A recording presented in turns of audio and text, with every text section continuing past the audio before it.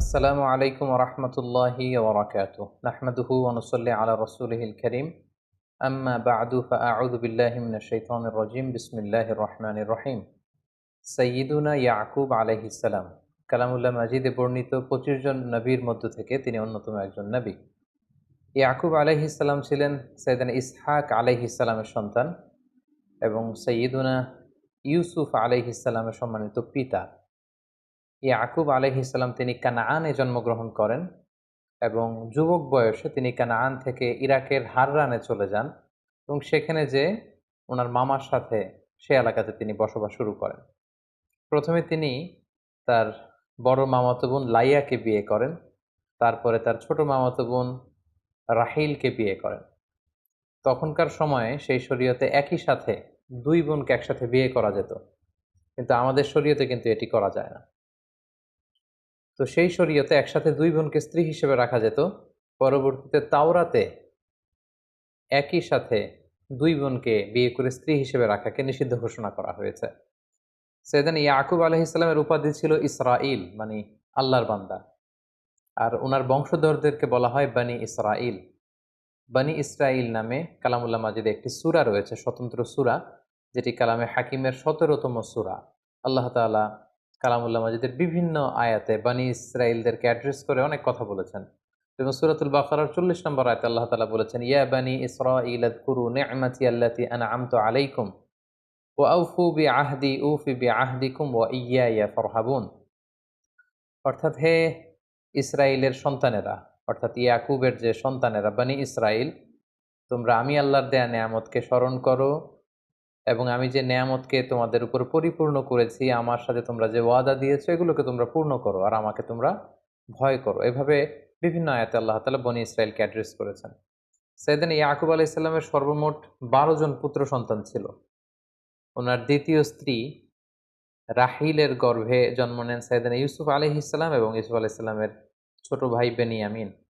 এ দুজন ছাড়া বাকি সব সন্তানেরা অন্যান্য স্ত্রীদের গর্ভজাত সন্তান। এবং এই ১২ জন সন্তান থেকেই কিন্তু মূলত বনি ইসরাইলের ১২টি যে উপশাখা বা ১২টি গোত্রের কথা আমরা শুনে থাকি, এগুলো বেসিক্যালি ইয়াকুব আলাইহিস সালামের ১২ সন্তানের মধ্য দিয়ে এই ১২টি উপশাখা তৈরি হয়েছে। সূরা আরাফে আল্লাহ তাআলা ইরশাদ করছেন, ওয়াকাত্তা'নাহুম ইসনাতাই আশরাতা আসবাতান উমামা। অর্থাৎ আমি বনি ইসরাইলকে ১২টি ভাগে ভাগ করেছি। পুরো বনি ইসরাইলের মধ্যে মোট ১২টি উপশাখা বা ১২টি গোত্র ছিল।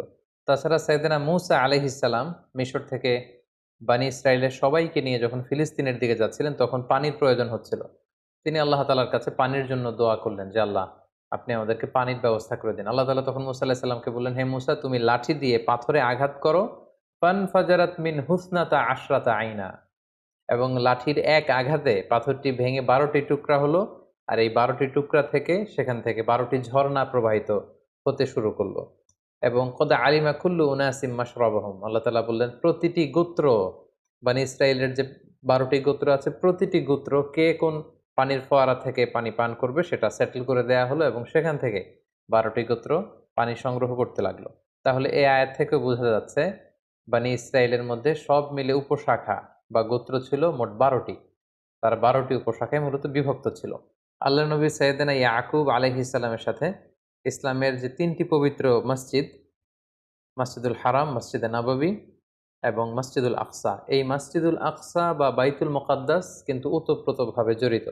কারণ সাইয়েদনা ইয়াকুব আলাইহিস সালাম নিজ হাতে এই মসজিদুল আকসার পুনর্নির্মাণ করেছিলেন। ঘটনাটি ছিল এমন, সাইয়েদনা ইয়াকুব আলাইহিস সালাম যখন কানাআন থেকে যৌবন বয়সে, যুবক অবস্থায় উনার মামার এলাকা হাররানে যেতে চাইলেন, তখন সফর যখন শুরু করলেন, পথিমধ্যে এক জায়গায় রাত্রি হয়ে গেল। তিনি সেখানে একটি পাথরের উপর মাথা রেখে ঘুমিয়ে পড়লেন এবং ঘুমে তিনি চমৎকার একটি স্বপ্ন দেখলেন। এই পুরো স্বপ্নের বিবরণ বিভিন্ন ইসরায়েলি বর্ণনাতে এসেছে যে তিনি স্বপ্নে দেখলেন আকাশ থেকে ফেরেশতারা ওঠানামা করছে। আল্লাহ তাআলা ওনাকে নবী হিসেবে অ্যাপয়েন্ট করছেন, প্রত্যাদেশ করছেন আর জানাচ্ছেন যে, হে ইয়াকুব, আমি নেয়ামত দিয়ে তোমার জীবনকে ধন্য করব, তোমাকে অনেক সন্তান সন্ততি দেব, তোমার যুরিয়া, তোমার বংশধর তারা গোটা বিশ্ব ছড়িয়ে পড়বে এবং তোমার বংশধরদেরকে আমি এই ল্যান্ডের মালিক বানাবো। সাইয়েদনা ইয়াকুব আলাইহিস সালামের চমৎকার স্বপ্নটি দেখে তিনি ঘুম থেকে জাগলেন ঘুম থেকে জেগে উনি অত্যন্ত খুশি মনে একটি মানত করলেন। তিনি নিয়ত করলেন যে এই জায়গাটিতে আমি একটি আল্লাহর ঘর বানাবো, একটি এবাদতখানা বানাবো। এটার নাম তিনি দিতে চাইলেন বাইতু ইল, মানে বাইতুল্লাহ, আল্লাহর ঘর, যেখানে লোকজন আল্লাহ তাআলার ইবাদত করবে। তিনি মানত করলেন যে এখানে একটি আল্লাহর ঘর বানাবো, পাশাপাশি আল্লাহ তাআলা আমাকে যে রিজিক দিবে, যে রুজি দিবে, তা থেকে আমি 1/10 অর্থাৎ 1/10 আল্লাহ তাআলার রাস্তায় দান করব। যদি হাররান থেকে আমি আবার আমার ভূখণ্ড, আমার জন্মস্থান কানাআনে সহি সালামতে কখনো ফিরে আসতে পারে, আমি এই কাজ দুটি করব। এবং তিনি যেই প্রতিশ্রুতি আল্লাহ তাআলাকে দিয়েছেন তিনি সেটাই করেছিলেন। তিনি এই জায়গা থেকে প্রস্থান করবার সময় এই জায়গাটিকে, এই লোকেশনটিকে যাতে তিনি ভুলে না যান, তিনি পাথরের মধ্যে এক ধরনের চিহ্ন দিয়ে গেলেন। এবং প্রায় ২০ বছর পরে তিনি যখন হাররান থেকে আবার আল্লাহ তাআলার আদেশে কানাআনে ফিরে আসলেন, তিনি তার মানত পূর্ণ করলেন। তিনি ঠিক ওই জায়গাটিতে যেয়ে পাথরের মধ্যে যে তিনি চিহ্ন বা দাগ দিয়ে এসেছিলেন, সেই দাগটি তিনি খুঁজে পেলেন এবং সেখানেই তিনি একটি মসজিদ নির্মাণ করলেন। আর এই মসজিদটি হচ্ছে মূলত বাইতুল মাকদাস বা মসজিদুল আকসা।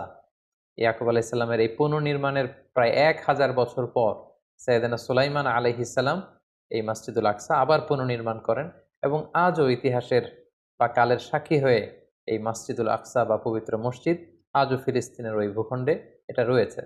এবং সহিহ হাদিস থেকে আমরা জানতে পারি যে আল্লাহর হাবিব সাল্লাল্লাহু আলাইহি ওয়াসাল্লাম বলেছেন যে মসজিদুল হারাম তৈরির ৪০ বছর পর মসজিদুল আকসা নির্মিত হয়েছে। কে নির্মাণ করেছিল এ ব্যাপারে সুস্পষ্ট কোনো তথ্য জানা যায় না। বলা হয় যে সাইয়েদনা আদম আলাইহিস সালাম নিজেই করেছেন, অথবা আদম আলাইহিস সালামের কোনো সন্তান করেছেন। কেউ কেউ বলেছেন যে পরবর্তীতে ইসহাক আলাইহিস সালাম করেছেন। এবং এই মসজিদটি নিশ্চিহ্ন হয়ে যাওয়ার কারণে স্বপ্নযোগে আল্লাহ তাআলা প্রত্যাদেশ করার মধ্য দিয়ে সাইয়েদনা ইয়াকুব আলাইহিস সালামের হাতে এই ঐতিহাসিক এবাদতখানা বা আল্লাহ তাআলার ঘর বাইতুল মাকদাসকে আবার পুনর্নির্মাণ তিনি করেছেন। শেষ জীবনে সাইয়েদনা ইয়াকুব আলাইহিস সালাম তিনি তার পুত্র ইউসুফ আলাইহিস সালামের নিমন্ত্রণে মিশরে গিয়েছিলেন এবং সেখানে প্রায় ১৭ বছর, অন্য বর্ণনা মতে ২৪ বছর তিনি অবস্থান করেছেন। সাইয়েদনা ইয়াকুব আলাইহিস সালাম উনার সন্তানদেরকে কি উপদেশ দিয়েছেন, বিশেষ করে উনার ছেলে ইউসুফ আলাইহিস সালামের সাথে ইয়াকুব আলাইহিস সালামের বিভিন্ন কনভারসেশন, আল্লাহ তাআলার কাছে বিভিন্ন ধরনের দোয়া এবং ছেলেদেরকে তিনি কি ধরনের উপদেশ দিয়েছেন এ ব্যাপারে খুব বিস্তারিত সূরা ইউসুফে এসেছে। সেখান থেকে কিছু কথা আমি আপনাদের সামনে এখন পেশ করব। যেমন সাইয়েদনা ইউসুফ আলাইহিস সালামকে তিনি চমৎকার একটি স্বপ্নের ব্যাপারে উপদেশ দিয়েছিলেন। তিনি বলেছিলেন, "হে আমার ছেলে ইউসুফ, তুমি যে সুন্দর স্বপ্ন দেখেছো এটা কাউকে বলো না।" قال يا بني لا تقصص رؤياك على إخوتك فيكيدوا لك كيدا إن الشيطان للإنسان عدو مبين। অর্থাৎ, হে ইউসুফ, তুমি যে স্বপ্নটা দেখেছো, স্বপ্নের কথা কাউকে বলতে যেও না, কেননা সবাই তোমার সাকসেস বা সফলতা দেখে খুশি নাও হতে পারে। বিশেষ করে তোমার ভাইদেরকে বলতে যেও না, কেননা শয়তান সবসময় হুইসপারিং করা, ওয়াসওয়াসা দেওয়ার জন্য বসে থাকে। তাছাড়া সূরা ইউসুফে আমরা সাইয়েদনা ইয়াকুব আলাইহিস সালামের চমৎকার ধৈর্যের কিছু নমুনা দেখতে পাই। আমরা সেখানে দেখেছি যে উনার প্রাণপ্রিয় পুত্র ইউসুফ আলাইহিস সালামকে যখন উনার থেকে সরিয়ে নেওয়া হলো, বিচ্ছিন্ন করে দেয়া হলো এবং তিনি ইউসুফ আলাইহিস সালামের জন্য কাঁদতে অস্থির হয়ে পড়লেন। কিন্তু ওই কঠিন মুহূর্তেও কিন্তু তিনি ধৈর্যহারা হয়ে যাননি। তিনি অত্যন্ত ধৈর্যশীল ছিলেন এবং উনার বিখ্যাত কথা যে ফাসবরুন জামিল, আমি উত্তম ধৈর্য ধারণ করলাম। এই কথাটি কিন্তু সরাসরি আল্লাহ তাআলা কালামুল্লাহ মাজিদে কোট করেছেন। পাশাপাশি দুর্ভিক্ষের কবলে পড়ে খাদ্যশস্য সংগ্রহের জন্য সাইয়েদনা ইয়াকুব আলাইহিস সালাম ওনার ছেলেদেরকে যখন মিশরে পাঠান, তখন তিনি ছেলেদেরকে সাবধানতা অবলম্বন এবং আল্লাহ তাআলার উপর ভরসা রাখবার জন্য উপদেশ দিয়েছিলেন। এই কথাটিও সূরা ইউসুফে খুব চমৎকারভাবে উদ্ধৃত হয়েছে। وقال يا بني لا تدخلوا من باب واحد وادخلوا من أبواب متفرقة। তিনি ছেলেদেরকে বললেন যে, হে আমার সন্তানেরা, তোমরা মিশরের যে খাদ্যশস্য সংগ্রহের জন্য যাবে, তোমরা সবাই মিলে একটা দরজা দিয়ে মিশরে প্রবেশ করবে না। একটা এন্ট্রান্স বা প্রবেশ পথ দিয়ে তোমরা মিশরে ঢুকবে না। তাহলে তোমাদের চেহারা, তোমাদেরকে একসাথে দেখে সবাই বুঝে ফেলবে যে তোমরা একই এলাকার লোক। কারণ ১০ জনই দেখতে কাছাকাছি প্রায় একই রকম, খুব সুশ্রী, সুন্দর। তো তারা তোমাদের ক্ষতি করতে পারে। তো তোমরা একেকজন একেক প্রবেশপথ দিয়ে মিশরে প্রবেশ করবে। তাহলে চলতি পথে, জীবনের চলার পথে যে সাবধানতা অবলম্বন করতে হয়, এই শিক্ষাটা বা এই উপদেশ তিনি তার ছেলেদেরকে দিয়েছিলেন। এবং সবশেষে তিনি বলেছিলেন যে, আলাইহি তাওয়াক্কালতু আলাইহি ফালিয়াতাওয়াক্কালিল মুতাওয়াক্কিলুন, অর্থাৎ আমি সবসময় আল্লাহ তাআলার উপর তাওয়াক্কুল করি, আর তাওয়াক্কুলকারীদের আল্লাহর উপরই তাওয়াক্কুল করা উচিত। তার মানে তার ছেলেরা খাদ্যশস্য সংগ্রহের জন্য যে মিশরে গিয়েছে, সেখানে যেন সার্বিক পরিস্থিতিতে আল্লাহ তাআলার উপর তারা যেন তাওয়াক্কুল করে, এই উপদেশটি কিন্তু তিনি তার ছেলেদেরকে দিয়েছিলেন। পাশাপাশি আমরা জানি যে ইউসুফ আলাইহিস সালাম যখন পরবর্তীতে কৌশল করে ওনার ভাই বেনিয়ামিনকে নিজের কাছে রেখে দিয়েছেন, তখন ইয়াকুব আলাইহিস সালাম সেই ছোট্ট ইউসুফকে হারিয়েছেন অনেক বছর আগে। তার জন্য কাঁদতে, কাঁদতে তিনি অস্থির পাগলপাড়া হয়েছিলেন। আবার তিনি ইউসুফের আপন ভাই বেনিয়ামিনকেও যখন তিনি হারালেন, এরকম কঠিন একটা পরিস্থিতিতেও কিন্তু তিনি হতাশ হয়ে যাননি। তিনি হাল ছেড়ে দেননি, তিনি আশাবাদী ছিলেন। তিনি কতটা আশাবাদী ছিলেন আমরা সূরা ইউসুফ থেকে যদি শুনি, আসাল্লাহু আন ইয়াতিয়ানি বিহিম জামিআ ইন্নাহু হুয়াল আলিমুল হাকিম। অর্থাৎ তিনি বলেছেন, আমি আশাবাদী, আমি এই আশা রাখি যে আল্লাহ তাআলা তাদের সবাইকে আমার কাছে ফিরিয়ে দিবেন। ইউসুফকেও তিনি আমার হাতে আমার কোলে ফিরিয়ে দিবেন, আমার ছেলে বানিয়ামিনকেও ফিরিয়ে দিবেন। আমি আল্লাহ তাআলার উপর ভরসা রাখি, আশা রাখি, আমি আশাবাদী, আমি অপটিমিস্টিক। আমি এখনো আশাহত হইনি, আমি এখনো হাল ছেড়ে দেইনি। এভাবে উনি যে কতটা শক্ত হৃদয়ের, শক্ত মনের, মনোবলের এবং আশাবাদী একজন মানুষ ছিলেন, তার প্রমাণ কিন্তু আমরা সূরা ইউসুফের বিভিন্ন আয়াতে পাই। পাশাপাশি সব শেষে তিনি ছেলেদেরকেও উপদেশ দিয়েছেন যে, হ্যাঁ, আমার ছেলেরা তোমরা নিরাশ হইও না। নিরাশ হওয়া হচ্ছে শয়তানের স্বভাব। তিনি বলেছেন যে, ইয়া বানি ইয়াযহাবু ফাতাহাসসাসু মিন ইউসুফা ওয়া আখিহি, হে আমার ছেলেরা, মিশরে যাও, যে ইউসুফকে এবং তার ভাই বানিয়ামিনকে খুঁজতে শুরু করো। খুঁজলে তোমরা তাদের দেখা পাবে। ওয়ালা তাইয়াসু মির রাউহিল্লাহ ইন্নাহু লা ইয়াইয়াসু মির রাউহিল্লাহি ইল্লাল কওমুল কাফিরুন, হে আমার ছেলেরা, আল্লাহর রহম থেকে, আল্লাহর রহ থেকে তোমরা নিরাশ হয়ে যেও না। কারণ আল্লাহ তাআলার রহম থেকে কাফির ছাড়া, অবিশ্বাসীরা ছাড়া কেউ নিরাশ হয় না। এভাবে তিনি নিজেও যেমনি আশাবাদী ছিলেন, ছেলেদেরকেও সবসময় আশাবাদী হতে উৎসাহিত করেছেন। এবং সবশেষে আমরা সূরা ইউসুফে দেখেছি যে ২ ছেলের বিরহে ইয়াকুব আলাইহিস সালাম কাঁদতে, কাঁদতে শেষ বয়সে অন্ধ হয়ে গিয়েছিলেন। ওয়াবিয়াদ্দাত আইনা, দৃষ্টিশক্তি তিনি হারিয়েছেন। কিন্তু তারপরেও নিজের দুঃখের কথা মানুষদের তিনি বলে বেড়াতেন না। তিনি নিজের দুঃখের কথা, মনের কথা, কষ্টের কথা সবসময় আল্লাহ তাআলার কাছে শেয়ার করতেন। এবং তিনি বলতেন যে, ইন্নামা আশকু বাসি ওয়া হুজনি ইলাল্লাহ, আমি আমার দুঃখ, যন্ত্রণা, যাতনা সবকিছু আল্লাহ তাআলার সাথে শেয়ার করি। অবশেষে সাইয়েদানা ইয়াকুব আলাইহিস সালামের জীবনে এই দীর্ঘ পরীক্ষা শেষে আল্লাহ তাআলা ইউসুফ আলাইহিস সালামকে সাইয়েদানা ইয়াকুব আলাইহিস সালামের কোলে তিনি পাঠিয়ে দেন। এবং বাবা এবং ছেলের মিলিত হবার সে দৃশ্য যে কত সুন্দর ছিল, তারা কিভাবে যে একে অপরের সাথে মিলিত হয়েছেন, এই কথাগুলো কালামুল্লাহ মাজিদের সূরা ইউসুফে খুব চমৎকারভাবে স্থান পেয়েছে।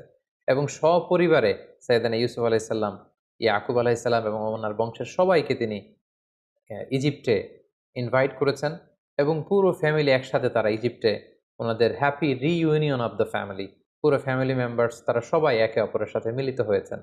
এবং খুব চমৎকার একটি এন্ডিংয়ের মধ্য দিয়ে সূরা ইউসুফে সাইয়েদানা ইয়াকুব আলাইহিস সালামের জীবনের শেষ দিকে কি, কি ঘটেছিল এই ব্যাপারটিও চমৎকারভাবে উল্লেখিত হয়েছে। সম্মানিত সুধী, সাইয়েদানা ইয়াকুব আলাইহিস সালাম সবসময় তাওহীদের দাওয়াত দিয়েছেন। কানাআনে বিস্তৃত কানাআন অঞ্চলে তিনি তাওহীদের দাওয়াত দিয়েছেন। ছেলে-মেয়েদের সবাইকে, যেহেতু উনি হচ্ছেন ইসরাঈল, উনার উপাধি ইসরাঈল, আর উনার বংশধরদের নাম হচ্ছে বানি ইসরাঈল। এবং আমরা জেনেছি ইতিমধ্যে যে উনার ১২ জন সন্তান ছিল, তাদের অনেক সন্তান, সন্ততি, নাতি, নাতনি, বিশাল একটি গোষ্ঠীর তিনি জনক ছিলেন। ফলে তাদের সবাইকে তিনি তাওহীদের, রিসালাতের এবং আখিরাতের দাওয়াত দিয়েছেন। তাওহীদের শিক্ষা, রিসালাতের শিক্ষা, আখিরাতের শিক্ষা কিন্তু ছেলেমেয়ে এবং পুরো বংশধরদের সবার মাঝে তিনি রোপণ করে দেওয়ার চেষ্টা করেছেন। এবং সাইয়েদনা ইয়াকুব আলাইহিস সালাম ইন্তেকালের আগে তার ১২ ছেলেকে এবং পুরো বংশধরদের সবাইকে একসাথে বসিয়ে তিনি কমিটমেন্ট নিয়েছেন, প্রমিস করিয়েছেন যে, তোমরা বলো, আমার ইন্তেকালের পরে তোমরা কার ইবাদত করবে?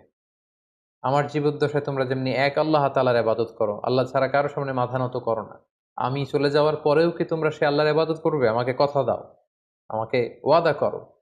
এবং এই কথাটি আল্লাহ তাআলা সূরাতুল বাকারার ১৩৩ নম্বর আয়াতে চমৎকারভাবে বলেছিলেন যে, ইয ক্বালা লিবানিহি মা তা'বুদুনা মিন বা'দি, হে নবী, স্মরণ করুন সে সময়ের কথা যখন ইয়াকুব তার ছেলেদেরকে জিজ্ঞেস করল যে, মা তা'বুদুনা মিন বা'দি, আমার ইন্তেকালের পরে তোমরা কার ইবাদত করবে? ক্বালু না'বুদু ইলাহাকা ওয়া ইলাহা আবাইকা ইব্রাহিমা ওয়া ইসমাঈলা ওয়া ইসহাকা ইলাহান ওয়াহিদা ওয়া নাহনু লাহু মুসলিমুন। সাইয়েদনা ইয়াকুব আলাইহিস সালামের সব ছেলেরা এক বাক্যে বলে উঠল যে, হে বাবা, এখন যেমনি আমরা এক আল্লাহর ইবাদত করি, আপনার ইন্তেকালের পরেও আপনার রব, আমাদের দাদা ইসমাঈলের রব, আমাদের পূর্বপুরুষ ইসহাক, ইব্রাহিম, তাদের যে রব, এক আল্লাহ তাআলার ইবাদত আমরা করব। ওয়া নাহনু লাহু মুসলিমুন, আর আমরা আল্লাহ তাআলার কাছে আত্মসমর্পণকারী হিসেবেই থাকব। বিভিন্ন ঐতিহাসিকগণ উল্লেখ করেছেন, ইউসুফ আলাইহিস সালামের আমন্ত্রণে সাইয়েদনা ইয়াকুব আলাইহিস সালাম যখন কানান থেকে মিশরে যান, তখন ওনার বয়স ছিল ১৩০ বছর। মিশরে যেয়ে তিনি আরও অবস্থান করেন ১৭ বছর। মোট ১৪৭ বছর আল্লাহর পয়গাম্বর সাইয়েদনা ইয়াকুব আলাইহিস সালাম হায়াত পেয়েছেন এবং ১৪৭ বছর বয়সে তিনি ইন্তেকাল করেছেন। পরবর্তীতে সাইয়েদনা ইয়াকুব আলাইহিস সালামকে কানাআনে অর্থাৎ ফিলিস্তিনে কবর দেওয়া হয়, যেখানে ওনার পিতা ইসহাক আলাইহিস সালামের কবর রয়েছে এবং ওনার দাদা সাইয়েদনা ইব্রাহিম আলাইহিস সালামের কবর রয়েছে, যেটিকে বর্তমানে খালিল সিটি বলা হচ্ছে ফিলিস্তিনের হেব্রনে। ঠিক সেখানে সাইয়েদনা ইসহাক আলাইহিস সালাম এবং আল্লাহর খালিল ইব্রাহিম আলাইহিস সালামের পাশে শুয়ে আছেন সাইয়েদনা ইয়াকুব আলাইহিস সালাম। সম্মানিত সুধী, এ পর্যায়ে আমরা সাইয়েদনা ইয়াকুব আলাইহিস সালামের জীবনী থেকে কি শিখলাম, এরকম কিছু লাইফ লেসন যেগুলো আমাদের সারা জীবন কাজে লাগতে পারে, এরকম কয়েকটি লাইফ লেসন শেয়ার করব। প্রথম যে ব্যাপারটি আমরা শিখতে পেরেছি সেটা হচ্ছে, আমরা যদি কাউকে প্রমিস দেই, এই প্রমিস আমাদেরকে রাখতে হবে, কারণ বিশ্বাসীরা হচ্ছে প্রমিস অ্যাটেন্টিভ।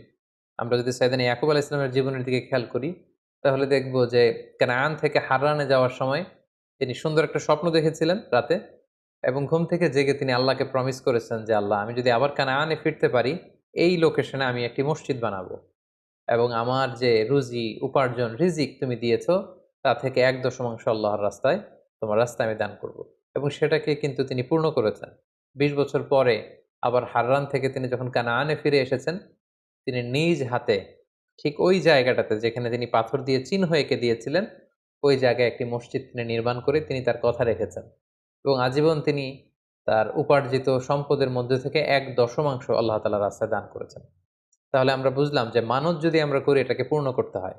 আমরা যদি কাউকে প্রমিস দেই, আমরা যদি কথা দেই, আমরা যেন আমাদের কথা রাখি, এবং এটাই নবীদের শিক্ষা।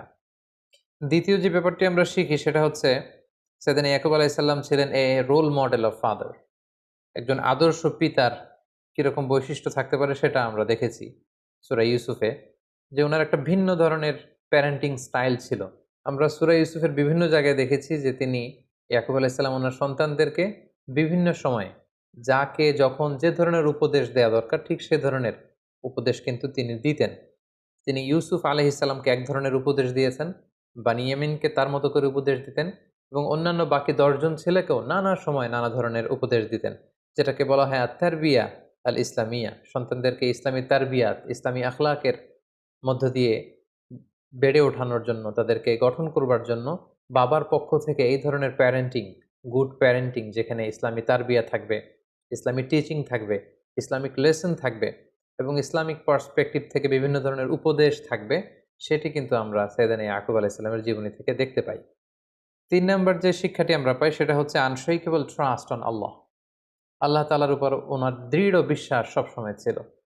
তিনি যত বিপদেই পড়েন না কেন, যতই তিনি চিন্তিত বা বিচলিত হন না কেন, সবসময় তিনি আল্লাহ তাআলার উপর ট্রাস্ট রেখেছেন। তিনি বলতেন যে, ইন্নামা আশকু বাসি ওয়া হুজনি ইলাল্লাহ, আমি আমার দুঃখ, কষ্ট, যন্ত্রণা আমি আল্লাহ তাআলার সাথে শেয়ার করি। সম্মানিত সুধী, আমরা জানি যে আমাদের জীবনে অনেক আপস অ্যান্ড ডাউনস থাকে। জীবনের ওঠানামা এটা থাকবেই, দুঃখ, কষ্ট। ইন্নামা আল উসরি ইউসরা, কষ্টের সাথে স্বস্তি থাকে, স্বস্তির সাথে কষ্ট থাকে। এই দুঃখ কষ্ট এটা থাকবেই। কিন্তু আমাদের জীবনে দেখা যায় যে আমাদের জীবনে কোনো কষ্ট বা দুঃখের সম্মুখীন আমরা হলেই, কোনো সমস্যা হলেই সর্বপ্রথম আমরা সেটা ফেসবুকে শেয়ার করে দিই। সর্বপ্রথম সেটা আমার বন্ধুর সাথে আমি শেয়ার করি, অন্যান্যদের সাথে শেয়ার করি। কিন্তু নবীদের অভ্যেস ছিল, ওনাদের জীবনে কোনো কষ্ট দুঃখ আসলে সর্বপ্রথম ওনারা আল্লাহ তাআলার সাথে শেয়ার করতেন। কারণ তিনিই পারেন আপনাকে বিপদ থেকে উদ্ধার করতে। আল্লাহ তাআলাই পারেন আপনাকে এই মুসিবত থেকে রেহাই দিতে। তাই সাইয়েদনা ইয়াকুব আলাইহিস সালামের জীবনী থেকে আমরা শিখতে পারি যে, আমরা আমাদের সমস্যা জীবনে যখন আসবে, যখন ফেস করব, কখনো যদি বিপদে আমরা পড়ি, সর্বপ্রথম বন্ধুর সাথে শেয়ার করার আগে, ফেসবুকে শেয়ার দেওয়ার আগে আমরা সর্বপ্রথম আল্লাহ তাআলার সাথে শেয়ার করব। ৪ নাম্বার যে শিক্ষাটি আমরা সাইয়েদনা ইয়াকুব আলাইহিস সালামের জীবনী থেকে পাই সেটা হচ্ছে ধৈর্য ধারণ করা, passions. A true Muslim always remain passionate. আমরা জানি একজন প্রকৃত বিশ্বাসী সবসময় ধৈর্যশীল হয়, এবং আল্লাহ তাআলা বলেছেন যে ওয়াবাশশির সাবিরিন, হে নবী আপনি বিশ্বাসীদেরকে, যারা ধৈর্যশীল এরকম বিশ্বাসীদেরকে আপনি সুসংবাদ দান করুন। সাইয়েদনা ইয়াকুব আলাইহিস সালামের জীবনের প্রতিটি পর্যায়ে তিনি ধৈর্যশীল ছিলেন। প্রথমে সাইয়েদনা ইউসুফ আলাইহিস সালামকে হারালেন, তিনি প্যানিক না হয়ে তিনি বললেন ফাসবরুন জামিল, আমি ধৈর্য ধারণ করলাম। বানিয়ামিনকে যখন হারালেন তখনও ধৈর্য ধারণ করে বললেন যে আল্লাহ তাআলা সবাইকে ফিরিয়ে নিয়ে আসবে। তাই ধৈর্য ধারণ করা, এই গুণটি যেন আমরা আমাদের জীবনে আত্মস্থ করতে পারি। ৫ নম্বরে যে শিক্ষাটি আমরা পাই সেটা হচ্ছে আশাবাদী হওয়া বা অপটিমিস্টিক হওয়া।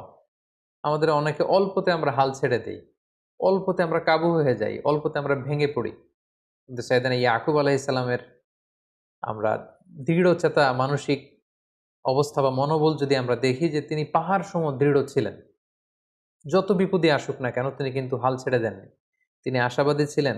বারবার ছেলেদেরকে বলেছেন, যাও তোমার ভাইদেরকে খোঁজো, বেনিয়ামিনকে পাবে, ইউসুফকে পাবে। লা তাইয়াসু মির রাহিল্লাহ, আল্লাহর রহম থেকে নিরাশ হয়ও না। বিশ্বাসীরা কখনো নিরাশ হয় না, বিশ্বাসীরা সবসময় আশাবাদী হয়। পাশাপাশি তিনি বলেছেন আসাল্লাহু আইয়াতিয়ানি বিহিম জামিআন। তিনি বলেন যে তোমরা আশা ছেড়ে দিতে পারো, কিন্তু আমি ইয়াকুব আশাবাদী। আল্লাহ তাআলা নিশ্চয়ই আমার সন্তান ইউসুফকে এবং বেনিয়ামিনকে আমার কাছে তিনি আবার আমার কোলে তিনি ফিরিয়ে দেবেন। এভাবে তিনি সবসময় অপটিমিস্টিক এবং আশাবাদী একজন মানুষ ছিলেন। সবশেষে যে শিক্ষাটি আমরা সাইয়েদনা ইয়াকুব আলাইহিস সালামের জীবনী থেকে পাই সেটা হচ্ছে আল্লাহ তাআলার উপর তাওয়াক্কুল করা। যে কোনো পরিস্থিতিতে বিপদে আপদে তাওয়াক্কুল করা। আমরা জানি যে তাওয়াক্কুল মানে হচ্ছে সাধ্যের সবটুকু দিয়ে চেষ্টা করা, কোনো কাজ হাসিলের জন্য পরিকল্পনা করা, এবং এই পরিকল্পনা অনুযায়ী প্রাণান্তকর চেষ্টা প্রচেষ্টা চালিয়ে যাওয়া, এবং কাজ শেষে কর্মফলাফলের জন্য আল্লাহ তাআলার উপর নির্ভর করা।